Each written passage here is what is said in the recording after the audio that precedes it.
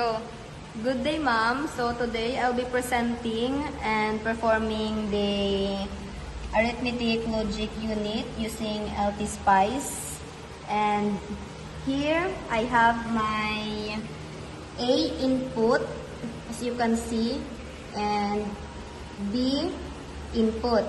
So our operation is kani. So if 0 siya, add siya. Then subtraction, 1. So let's give and try example.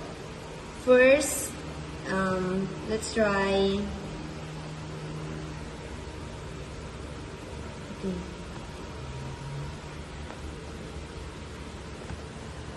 5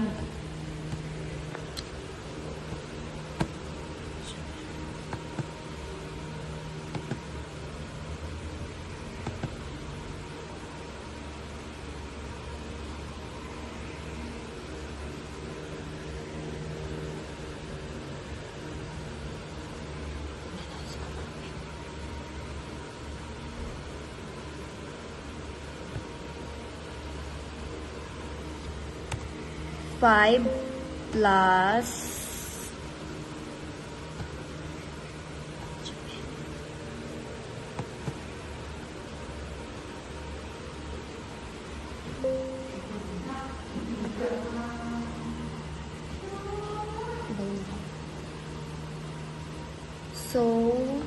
5 plus 3. So, ibutang natin diri is puti na siya.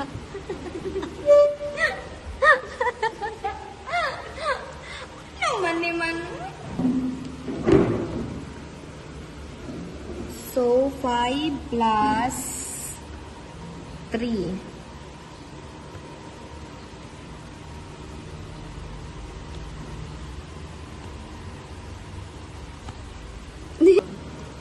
Since addition siya, we need to change into 0. So, 5 plus 3. Run natin.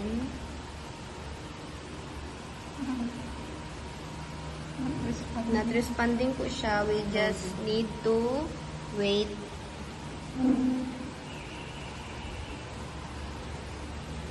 Dapat i-update ko.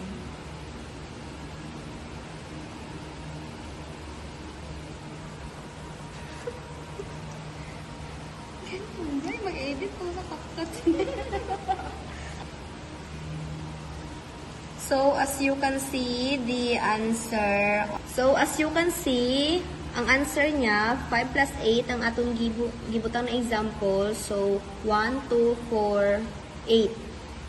So, kaning 0.999 volts considered as 1 na siya.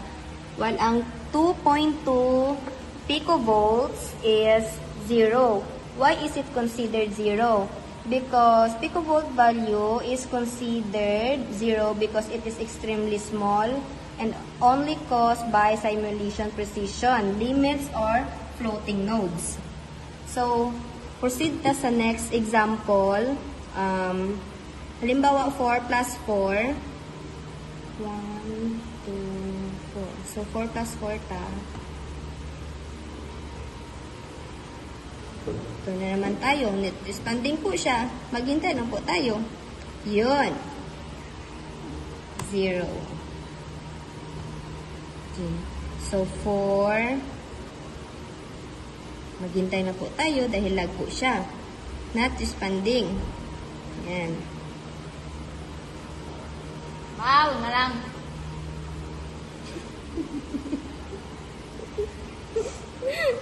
Okay. Opo, oy. Paidito mo nag-CapCut sini. Pero video na. Wow? Basically, as you can see, dapat ma-change natin siya into 1. Kay 4 lang dapat. Ay, 0 pala 0. Pinage siya na 1 lang pala. No, yes. Nag-responding. Not responding siya. As you can see, not responding po siya, ma'am. Loading po and lag po yung laptop na ginagamit ko.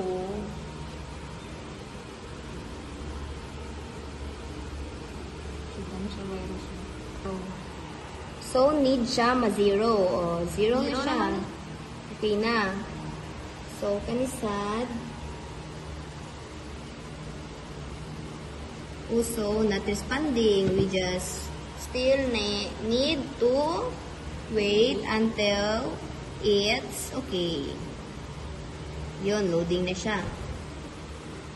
Medyo matagal-tagal.